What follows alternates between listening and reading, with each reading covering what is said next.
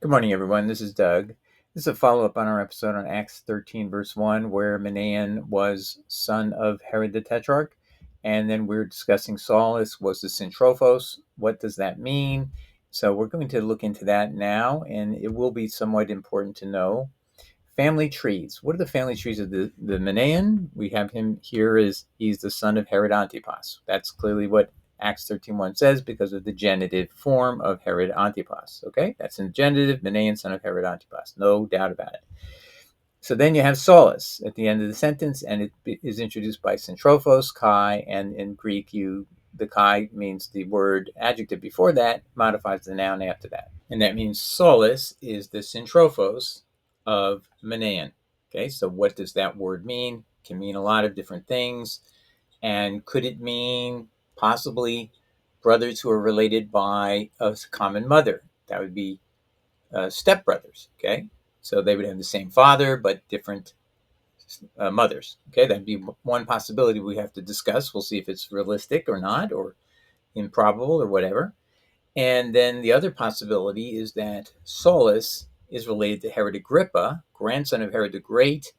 His uncle would be Herod Antipas. So if Saulus was born to Herod Agrippa and the uncle of Herod Agrippa is Herod Antipas, then the great uncle of Saulus would be Herod Antipas. So that's the alternative that I think is more probable, that Saulus, his great uncle, is Herod Antipas.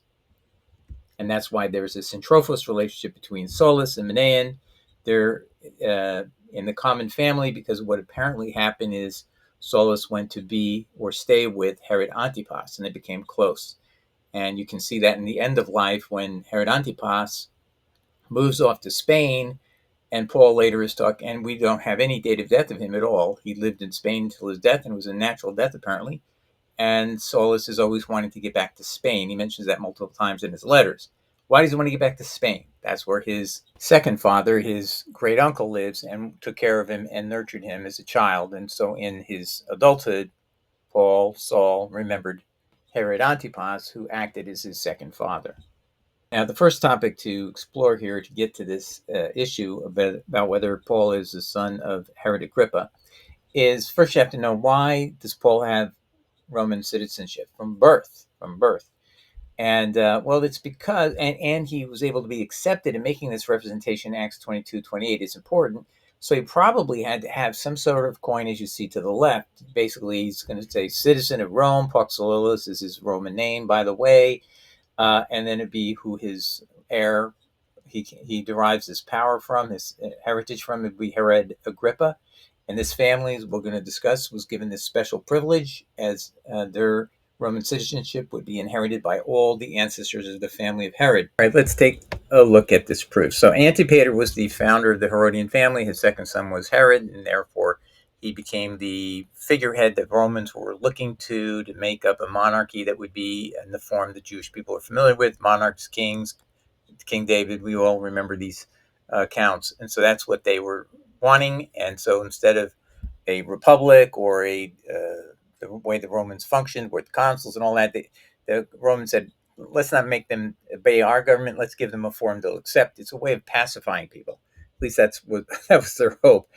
And this is just a drawing in 1704 to show you Antipater is in front of Julius Caesar around 43 BC. And he is basically showing the wounds he suffered in this battle in order to help Rome take over Judea. And so in response to that, Antipater's family was given an inheritance. So Antipater got the Roman citizenship, but what was also unusual is he was given the right to let his children inherit it. And that was done because obviously the idea of a Roman dynasty through this Herodian family was the intention of the Romans in giving the citizenship in the first place. So they were going to give it to all their children so they could create a hereditary type monarchy within this community that would be acceptable to the people and help subdue them. Rome's all about practicality.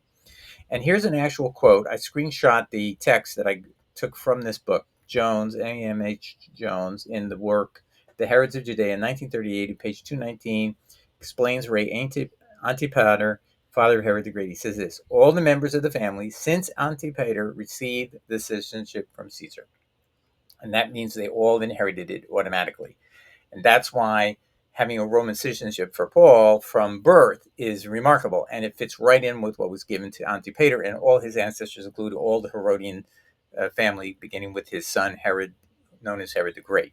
Because this is such a key point, I want to show it to you right from this book. This is A.M.H. Jones, The Herods of Judea, Oxford, 1938. Here's page 219 from the book, and in this context, he's talking about Herod Agrippa II, son of Herod Agrippa I, who is the subject of our discussion. And he's just mentioning Herod Agrippa II was the first one to use their full Roman name. They all had the right to do this, put Julius in their name because that's who they were getting the right to have inheritance. But anyway, then he mentions this in this passing statement. It is remarkable that he, Herod Agrippa II, first of the Herodian family, he was the first in the Herodian family to do this. He made official use of his full Roman name. All the members of the family since Antipater received the citizenship from Caesar had been entitled to style themselves Julius, meaning after Julius Caesar, but none of them had done so until Herod Agrippa II, who appears on his coins and inscriptions as Marcus Julius Agrippa. But anyway, in there you can see it mentions the family since Antipater received the citizenship from Caesar. All of them had that right, and therefore they all had the right to actually put out coins saying they had the Roman name with the word Julius in it. All right, so I hope that confirms unequivocally that this was an inherited right of every one of the Herodian line, and therefore Paul having it from birth means he inherited from his own parent, who, if he's an Herodian, that's how he would get it.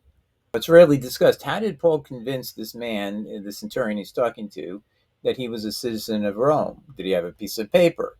That wouldn't be likely easily carried around, would it? And it'd easily be destroyed and lost. But what he would need would be something like this coin. So one of the common ways to prove you're a Roman citizen is have a coin struck. And it would indicate your affiliation. You're related to Herod Agrippa, for example, what your name is in Roman language would be Phasaelis in this case. And then you would show this to the centurion, and then that would explain why he gets all these 200 soldiers and a battalion of horses. And I mean, like he had 600 troops escorting him out of Jerusalem when he got in trouble with these people who wanted to kill him for letting his friend defile the temple. That's Trophimus. It's another story.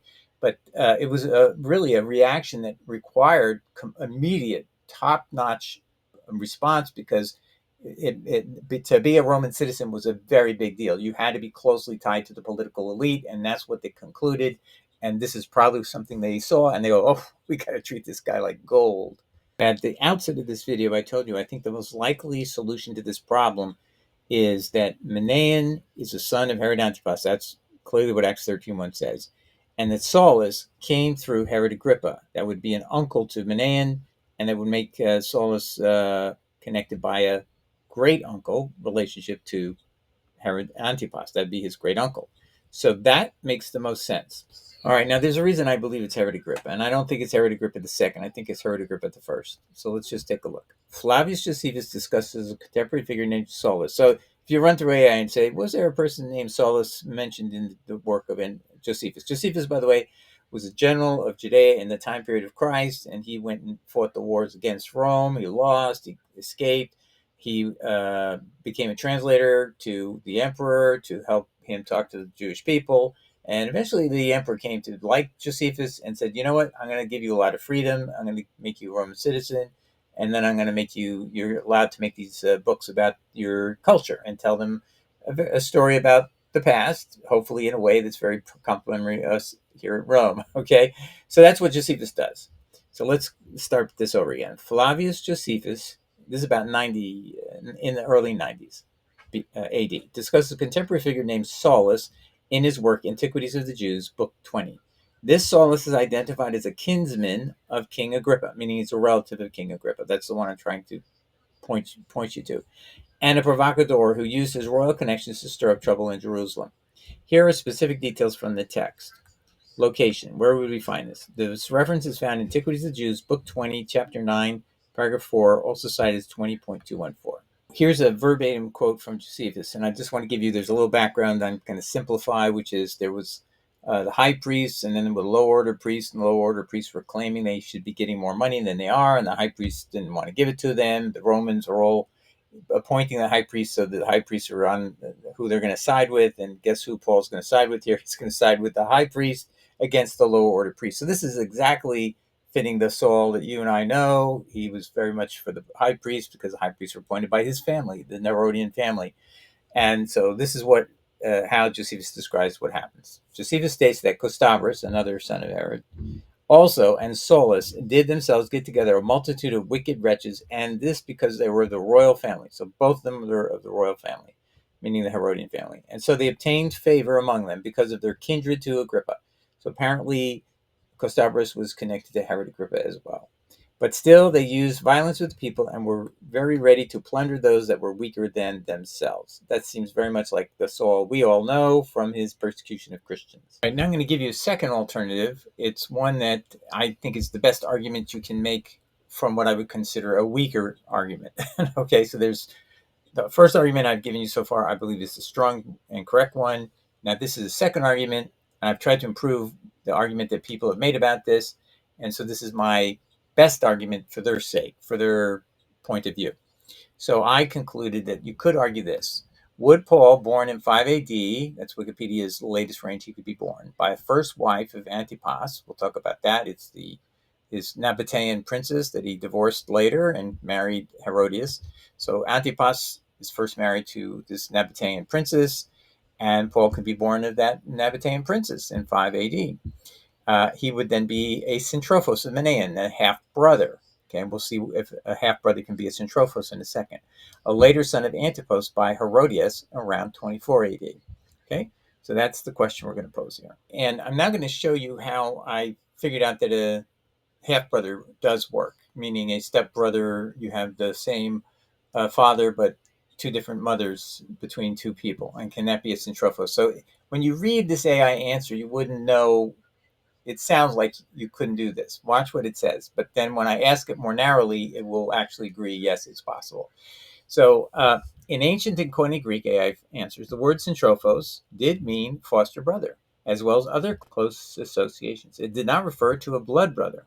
Now that meant, you'll see, there's mincing of words. Blood brother, I would think, would be someone who shares any blood, but for which the word would be adelphos.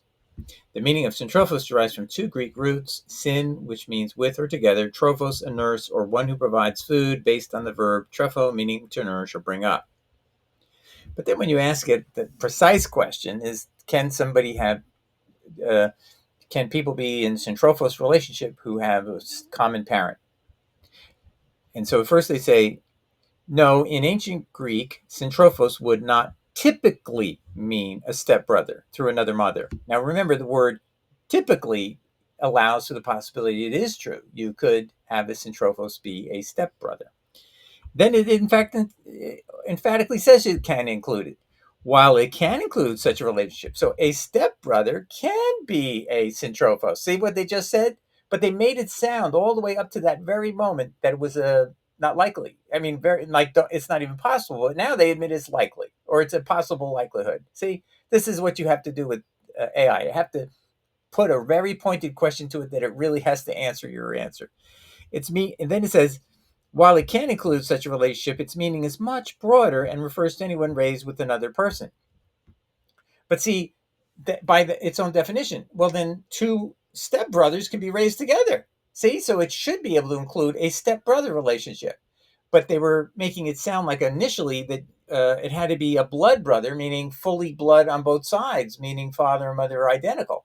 So this is you can't allow AI to trap you into falsehoods. You got to keep pressing it and ask precisely the question you want to know. And then you come out and you find out, aha, there is a gap in what they're saying. And there is a possibility that if Manaen's mother is, here it is, Herodias. If his mother is Herodias and Paul's mother is the Nabatean princess, then they can be syntrophos. And so this possibility, even though this is the alternative number 2, I'm saying I think is not as strong as alternative number 1, but it should be considered also plausible, because in both instances you have to explain a Roman citizenship from birth. Okay, and both of these explain that, and virtually no other explanation but some relationship to the Herodian family has to explain it in this region of Judea at that time. So let's keep going.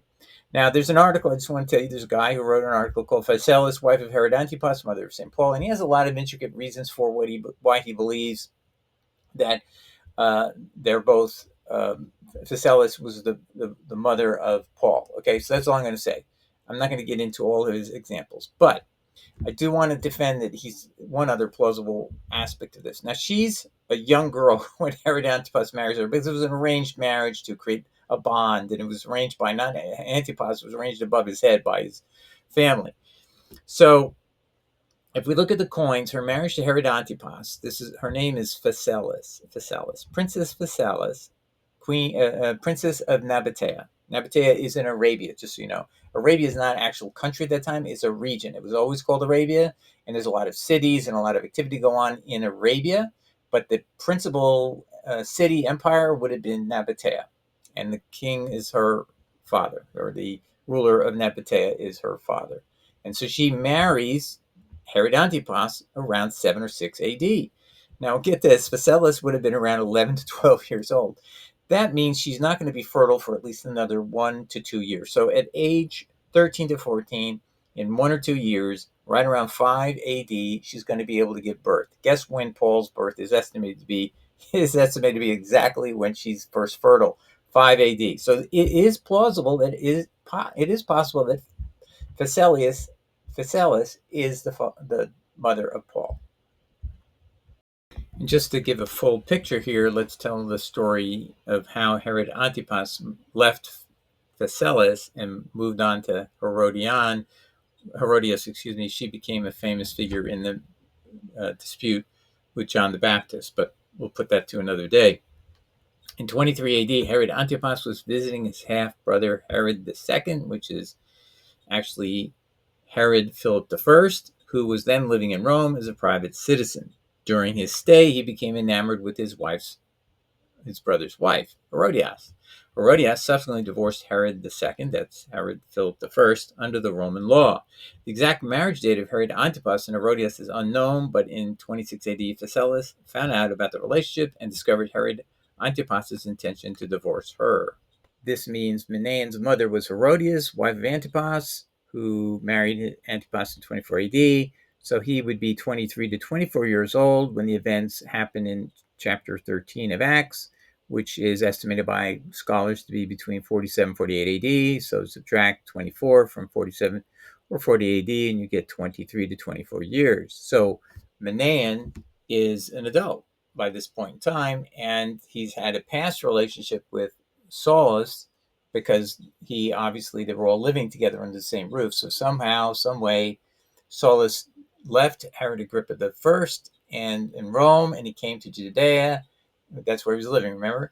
And then he came to Judea, and he moved in with Herod Antipas to be with his half-brother, his syntrophos of Manaen. So it all can fit.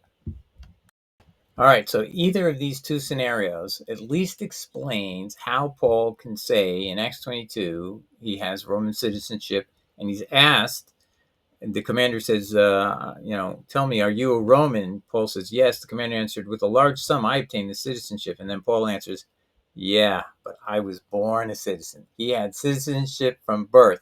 That's a unique, very rare privilege anywhere in the Roman Empire, but for certain in Judea, it would only go to the Herodian family.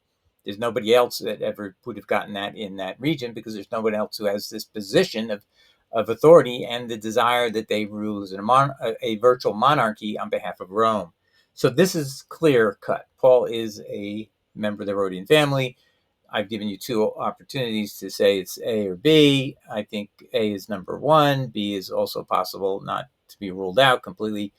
And in each instance, the syntrophos principle applies because they can be a half-brother in each instance. And even AI agreed that the word syntrophos is, although traditionally is about those who were raised together in a more general sense, it can be those who are half-brothers. Okay? So there it is. Now this is just a matter of, establishing some factual background to try to decide, what we should, as Christians, decide who we're following. Are we going to follow someone who's living with Herod Antipas, the killer of Jesus, the murderer of Jesus, the true murderer of Jesus, And yet Paul had the audacity to blame the Jews. He says the Jews killed Jesus. That's in Second Thessalonians. He says the Jews, the enemies of all mankind, and they killed the Lord of life, Jesus. All right. So is he telling you the truth, or is he trying to deflect attention from the crime of his family and his his uncle by his great uncle by marriage? Okay, or by affiliation with the Herodian family. This is just incredible what he was pulling over our wool. The wool was being pulled over our eyes, and Jesus warned us about false prophets who are wolves in sheep's clothing.